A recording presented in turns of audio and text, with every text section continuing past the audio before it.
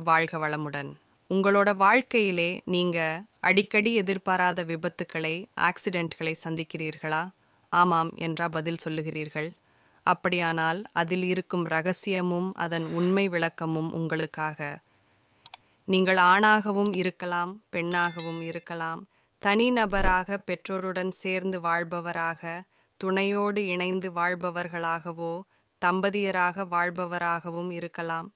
என்றாலும் உங்கள் வாழ்க்கையில் அடிக்கடி விபத்துக்கான காரணம் உண்டு. இந்த விபத்து என்றால் என்ன என்பதை பார்ப்போம். எதிர்பாராமல் நிகழ்வதைத்தான் விபத்து என்பார்கள் அல்லவா?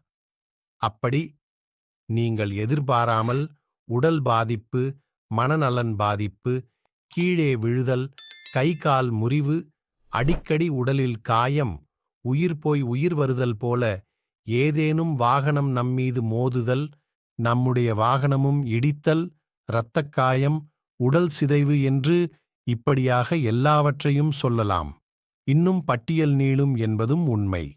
இதெல்லாம் இந்த நவீன வாழ்க்கையில் சகஜமப்பா என்று கடந்து போக நினைக்கிறோம் இல்லையா? ஆனால் இந்த விபத்து ஏன் நிகழ வேண்டும்? அதற்கான காரணத்தைத்தான் நாம் பார்க்கப் போகிறோம். உங்கள் வாழ்க்கையில் உங்களுக்கே தெரியாமல் உங்கள் நலம் பேணுகின்ற ஒருவரை, அக்கறை காட்டுகிற ஒருவரை, அன்பு காட்டும் ஒருவரை மதிக்காமல் அவரின் மனம் நோகச் செய்வதும் அடிப்பதும் கூட இதற்கு அடிப்படை காரணமாகிறது. உங்களால் உடலும் மனமும் பாதிக்கப்பட்டவரிடம் இருந்து வரும் வருத்த அலைகள் உங்களை சூழ்ந்து கொள்கிறது. தகுந்த நேரம் பார்த்து உங்களை அது பாதிக்கிறது.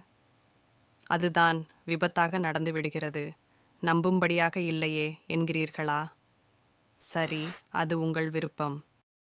இதற்கு ஏதேனும் மாற்று வழி இருக்கிறதா என்று கேட்டால் இருக்கிறது.